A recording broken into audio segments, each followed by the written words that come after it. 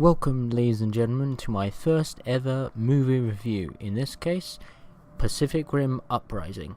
Now, I know it's YouTube and I don't have a webcam, so there's nothing to see.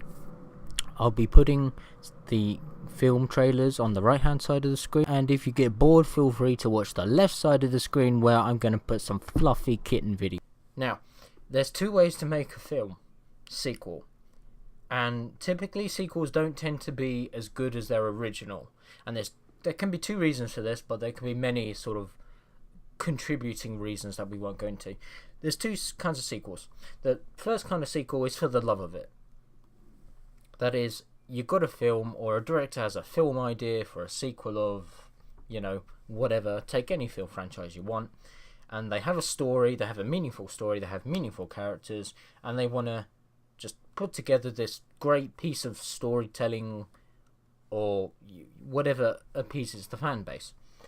The second kind of movie is a cash grab. That's either where a company's approached a director, or someone who basically wants to make money. So maybe the director himself has gone, hey, they haven't done a trailer for that in a while, they haven't done a sequel.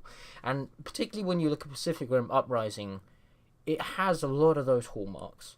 I mean, the first one came out, 4-5 years ago now, and if I could count how many times we saw leaked, in quotation marks, information about, it's coming out, and oh no, it's been cancelled, and oh no, it's been uncancelled, and now it's coming out again. I mean, I wonder if maybe internally there was a director who started it and thought, nah, fuck this, isn't going to work, cancelled it, backed away, and the company took what was maybe a part of the original and went to Stephen D. Knight, to complete basically what was already there and kind of make a cash grab movie, because that's what this is. It's a cash grab. I can't even put it in the category of halfway between the two. You get films like The Hobbit, which, if you talk to anyone who's read the book, is really pissed off that they took this tiny little book, and I've not read it, but I have the book in my collection at home, and it's a tiny book. It's like 300 odd pages, and they've expanded it, and they've added new enemies, and they brought out 3 films somehow. Now, I love those films, and a lot of people love those films, and they made millions and millions each, or whatever. They made a lot of money, and so you can see the love. Like, you can, yeah, okay, it was partially a crash grab, that's probably why it's in 3 pieces. Equally, they added enough care and attention to it to hold, the audience, and at no point did you look at the film and think, okay, where's this going? Can I predict it? Apart from the fact that you knew everybody was going to die, because who didn't see that coming? Pacific Rim Uprising is an okay film, but it's not great, and it holds no candle to its original. And if you're expecting a Pacific Rim reboot or rehash or some, in quotation marks, sequel by them extending the story, you'll be disappointed. The film starts with a lot of promise, where the supposed son of Stacker Pentecost, played by Idris Elba, who we all loved, and came out with some great lines like, firstly, don't ever touch me again. Secondly, don't ever touch me again. So anyway, you get Jake Pentecost, played by John Boyega, and you hear everyone on YouTube sing his praise. If you look up a review of him anywhere else, you hear people sing his praises. I personally didn't think he brought anything to this role, but I'll get back to that later on. So you start with this snapshot of kind of how life is continuing on during the post-Jaeger, post-Kaiju years. Obviously, some Jaegers are still around, but not in the form we knew. And Kaijus are gone, I think, something like 10-15 years ago or something. So 10-15 years in the future. Now, it starts really interesting by, kind of, as stereotypically you have in a lot of films, you have John Boyega, that is to say Jack Pentecost, and I'm just going to call him Jack now because I don't want to his characters. So his character basically threw his fingers up to society, to the government, to the Jaeger program, just because his dad was Stacker Pentecost. He wanted nothing else to do with it. He was living on the outskirts of, I think it was somewhere in China. I honestly think it was. but in any case, it's irrelevant. He basically steals for a living because you get these junkyards made of all this sort of high-end military Jaeger technology just kind of left to rot. And it's a really interesting kind of post-apocalyptic kind of scenario where you got the outskirts of these cities that are still run down and dilapidated and still have kaiju bones lying around. And it's a great setting for a sequel, and you watch it and you think, brilliant, they have somewhere to go with this. They have somewhere to go with this. They know what they're doing. And that feeling intensifies for a while when Jack Pentecost meets... I always screw up when I try to say this name. Amara Namina, played by Kayleen Spaney, who was, I think, a sociable character. He's sort of the one you wanted to associate with most, because sure as hell this film doesn't provide anyone to associate with. Nobody's character is like what you expect it. Even some of the returning characters, like the two doctors, don't behave anywhere like they did. I mean, for some reason, that isn't explained at all, and this is not what I would have expected, but even Dr. Herman's kind of stuttering sort of behaviour's completely gone, and that sort of thing doesn't disappear. If you have like a sort of natural tendency to stammer, then you don't just kind of lose that in the space of, well, you have it for the rest of your life most of the time. In any case, so you have the two characters, you have Jake, you have Amara. They're in this ruined city, and basically Jake goes to steal something, Amara beats her to it. As you know, it's a great interesting start, and you know, you had this bit of chase scene, and oh my god, she's built her own miniature Jaeger, which only needs one person to pilot it. Wow. When you actually consider the concept that Jaegers are still this high-tech, ultra-secret, military-grade technology, and here's a 15-year-old girl who can build it and pilot it entirely on her own, you're basically talking about an Einstein. Okay, so they have this tussle with a real Jaeger you've never met before and some disembodied voice you don't care about. They get drafted into the Jaeger program, and from there the film just kind of begins to go downhill. And it's a bit like a snowball effect, it just begins to tumble. They get drafted, and this is going to be sort of the last bit I tell you about the movie. But basically they get drafted, they go on this kind of sentry duty type, you know, this kind of bodyguard role which they inevitably fail in when, oh no, a mystery Jaeger that we've never seen before that has really cool additives, like it can create EMPs from its back in a really cool CGI way. And, you know, they tussle and eventually it gets away from them, as it does. And it goes downhill from there. It really does. You begin to think maybe this film's not going to be so bad, but it just spirals downhill. You've got a whole host of other characters.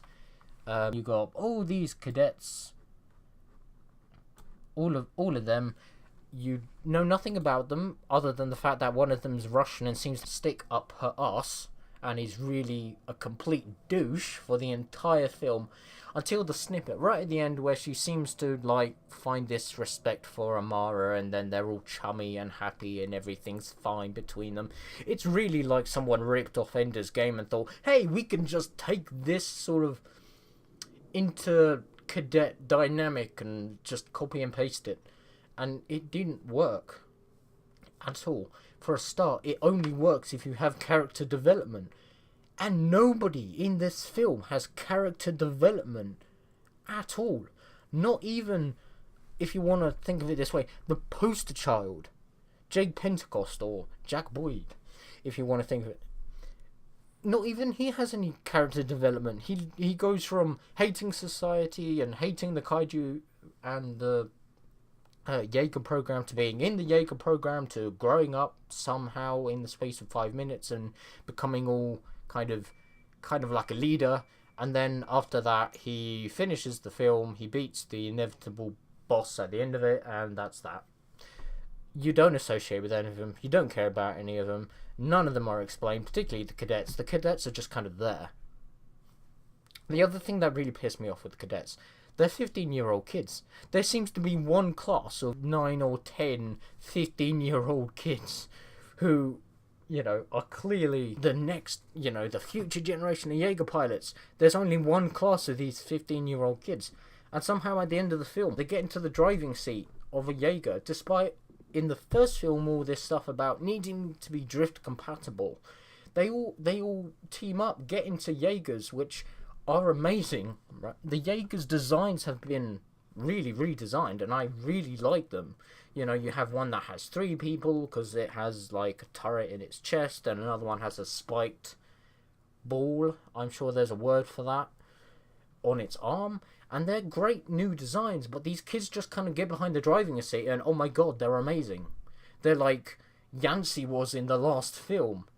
They're just incredible. They're like, they can save the world on their own. And then, unsurprisingly, shit happens. And, nobody should be surprised when I say not everybody survives when this film ends, right? Some people have inevitably died, but you just don't care. There's this scene where somebody dies, and they don't show any body or anything. They just show this sort of weird, a crushed hand, or like, some comedy moment where the hand's just pinking up in front of the camera, and it's just awful. It's like, I understand you want to protect your 12A rating, but that is so cheesy and crap way of killing a character off we should care about. Stop it. And all these problems, I have to say, I put back to, if you look at the 2 films and the people who directed and wrote them side by side, you see what I contribute to a lot of these problems. On one hand, you have Del Toro doing the first film, the Pacific Rim, that we all hopefully should know and love because it's an amazing action film. So you have Del Toro doing, films like Hellboy. He did The Hobbit. He did The Shape of Water, which I have yet to see. But he's well known in the industry. He has a great track record. He's known. And then him and Travis Beacham wrote the screenplay. And Travis Beacham specifically wrote the story as well. So you had one person writing a story sort of on his own kind of thing, probably with some feedback from the director. Of course, they are working together on the screenplay. But, minimal intervention by anyone else. It was clearly Travis's sort of vision for a story. And while it isn't perfect, it works. And even people picking up on, there's little sort of human feeling in the first film. There's not much to associate with the characters. They're all just kind of stereotypes of the kind of people they are. Particularly, just look at the Russians or the 3 Chinese actors doing the 3-armed Jaeger. They're just stereotypical. Even the Australians, it's sort of a story in stereotypicalness. But you look at the second one, you look at Uprising, and you got Stephen DeKnight directing it. What the hell? What has he actually done of any consequence? Well, he is a director in his own right. I mean, let's be honest here. We all remember that amazing TV show called Travel Boobs from 2016. I mean, yeah, okay. To be fair, I've heard some good things about Daredevil. I've heard good things about Spartacus. But he's a director of a TV show. TV show has hours and hours worth of content that you can fill up and pace as much as you want. A TV director should not be doing a film which is only 1.5 hours long, or yeah, I think it was 1.5 to 2 hours long. Then you look at the writers and, oh my god, what a shit show. You have 4 different writers. That sure explains the crap pacing of this film. It's shocking. It's like they've all been given 3 post-it notes, and they're like, oh, write some bullet points down on the storyline you think you want to include. Done, sir. And we'll all just put it together in some weird storyline. That sure explains why you have an action scene at the beginning, and then sort of the interesting post-apocalyptic city junkyard scene, which captures our interest. And then they're like, oh, suddenly you're in the Jaeger program, and oh, here's these new kinds of Jaegers that you had to fight, and no spoilers, they killed someone you should recognize. That's as far as I'm going to go with that. And then oh, this 15-year-old kid, Amara, seems to, she takes one look at this downed Jaeger when they do finally beat this mysterious Jaeger, and oh my god, she works out what's wrong with this Jaeger in a heartbeat, but nobody seems to listen to her, and then suddenly, oh, look at that, she gets proven right, because then there's another action scene where this barely explained plot twist, which is in itself quite an interesting twist, just evolves into, holy crap, we're being attacked, and people are supposedly dying by their hundreds, but we don't know because nobody bothers to care. It's kind of like in the Prototype game where like there's supposedly hundreds of people just running around and you're supposed to, I don't know, protect them or something, but literally all you end up doing is just running them over with tanks, because why not? Anyway, I'm digressing just a little bit. The point is, it has no character development. Its storyline pacing is all over the place.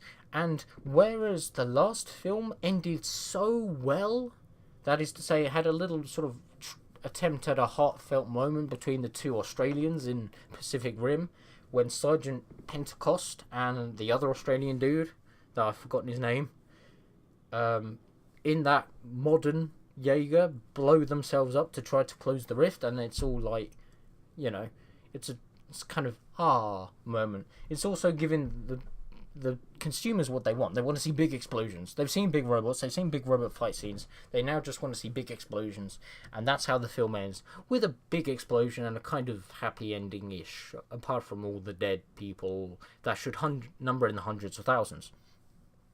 In this film, again, spoiler-free review. All I'm gonna say is they have. Basically, here's the gist. These 15-year-olds get into the Jaegers. Somehow, they're amazing. Like, come on, I can drive a Nissan Micra, but that doesn't mean I'm going to get behind the wheel of a Lamborghini and immediately not crash it into something. But anyway, they get into these Jaegers, pilot them like Yancey from the last film. Some people, maybe don't survive, and the Jaegers themselves get blown up or damaged. The new iteration of Gypsy Major that everybody loved from the first film, there were 3 kaiju, which suddenly a plot twist happens they don't explain at all in any way, shape or form to do with the plot twist they had Dr. Newt undergo, which again was hardly explained. It didn't really matter, nobody cared. So here we are, 3 kaiju. Then there was a magically, as if the Wizard of Oz turned up himself and went, all you need to do, kaiju, is believe in yourself. And yet suddenly there was 1 kaiju, which must have been the equivalent of like category 6 or 7, big enough to kick the crap out of anything from the first film, and all they did essentially was they threw Gypsy Major into the robot, and the robot died, and they're treated to this cringeworthy scene right at the end between John Boyega and Kayleen Spaney, where they were like trying to be all jovial and like, yeah, we're brothers and sisters now, where at the beginning of the film we wanted to kill each other. If anybody has seen Ender's Game, you realise why this is such a fucking shit show of an attempt to make us like these characters. Nobody remembers these characters. Nobody associated with any of the characters. So yeah, even when the characters you were supposed to associate with most died, or at least ones you should recognise or should associate with because of their, quote, history, you just don't care about them. And then they just bollocks the ending with some piece of bullshit, which is, oh, we'll just throw this Jaeger into that kaiju and that kaiju will go, well, it'll just die. Whereas at least in the last film, when you had those, you had those moments where clearly what should have happened at the end of this film was an atomic explosion which wiped out everybody, kind of like in the last film. But no, all we got was kind of just a impact, literally, this Jaeger just goes flying into the kaiju dies, and then we have this really cringing scene where the two main characters are on screen kind of jovially shoving each other and kind of throwing weird cusses or something. You know, I can't remember. And at the end of the day, it doesn't matter. This film is such a disappointment compared to the first one. I guarantee if you don't forget it within a week, you'll have forgot it by the next time you see any film ever. It's my review into this film is a little bit late, and you know why? Because I saw Ready Player One, and as many sort of problems that film has, it's 10 times better than what Pacific Rim has. So I literally had to troll through reviews on YouTube just to remind myself what this film was about. It's forgettable, but it is somewhat enjoyable. If you want to watch it, I wouldn't discourage you from doing so, but do not expect something anywhere near the level of the last film. That is going to be the end of my spoiler-free review. I hope you've enjoyed it. I hope I've given you some insights into the film. Leave me comments telling me what you liked and disliked. This is the first time I've ever tried something like this. Feel free to subscribe and press the little bell icon. That's the latest thing on YouTube, isn't it? Don't forget to click the bell icon so you never miss any future videos. And just take care of yourselves, ladies and gentlemen. Have a good day. Watch the film. Let me know what you thought about it. Feel free to come back and give me your own opinions. Feel free to dislike this video if you disagree with absolutely everything I've said. It's totally up to interpretation and your own experience and your own opinions. Thank you, everyone. Ladies and gentlemen, good day.